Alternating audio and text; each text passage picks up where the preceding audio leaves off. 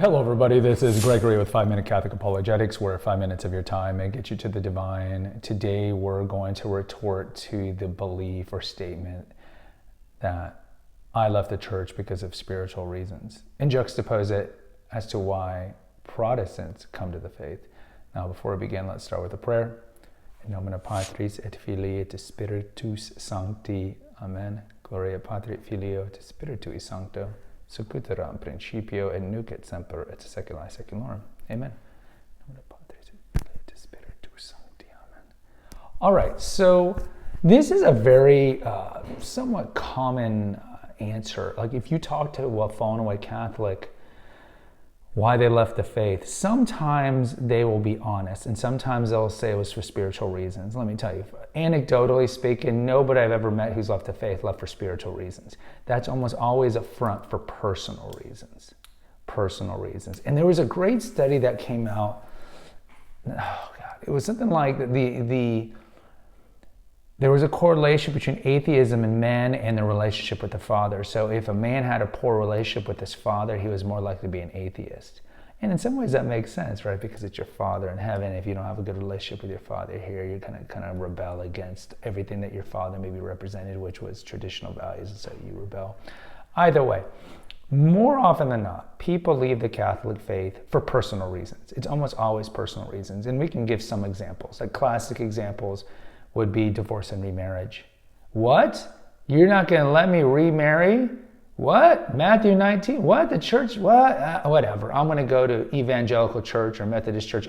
Pretty much every Protestant church does remarriage and contradicts the word of Christ. Or they will read into the Greek word porneia, whatever they want it to be. But classically, it was always seen by the church fathers, porneia is consanguinity, you not being able to marry blood relatives, and that's what porneia means. So like you can't marry like your brother, your sister, whatever it is.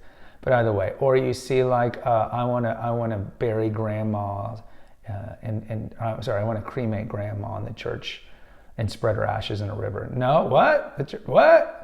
Or I am a transgender, or I want to live a transgender or homosexual lifestyle. What? The church is against it, or they think that the church is against them.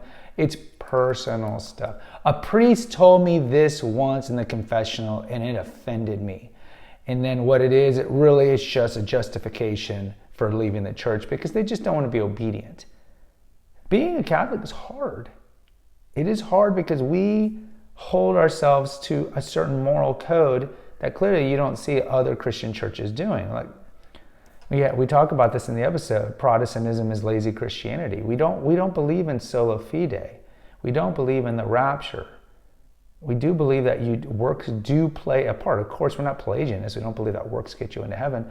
But we don't have this idea that you can live a sinful life and by faith alone you'll go to heaven no matter what. We don't have this idea that Christ is going to come 3 times. He's already come once, but he's going to come another time and whisk away all the good people. Even though most of them are sinners, but he's going to whisk them away before the sheetrock hits the fan. And so forth, and divorce and remarriage, and divorce and remarriage, and divorce and remarriage, all these things. So being a Catholic is hard. But either way, when a Catholic falls away, more often than not, it's a personal reason. And there's just too many personal reasons that could be enumerated here to make this episode short. And I just gave a few. But normally it's sins of concupiscence. Normally it's going to be sins of the flesh. Normally it's going to be some sort of disobedience, and they were probably not well catechized in the faith. More often than not, people who leave the faith were not well catechized, and that isn't necessarily completely their fault. We have a couple episodes on why the last 60 years is we've had woeful catechesis as a whole, and what we can do about it. But normally they don't know the faith that well, and they're just looking for a reason to leave. Now, Protestants who come to the Catholic faith, they do not come for personal reasons. They come for spiritual theological reasons. So it's the opposite of why Catholics leave the faith to become a Baptist or become an Orthodox or to become whatever.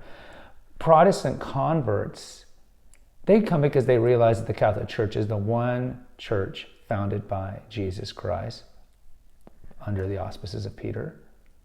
And we have unbroken Petrine authority. The papal office is a divine office. And they realize that, whether it's they're reading the early church fathers or they realize that sola scriptura is a hocus pocus ad hoc theology. Whatever it is, it's a theological reason, and it just clicks in them. And they're like, oh, I get it. I'm in. Let me do OCIA.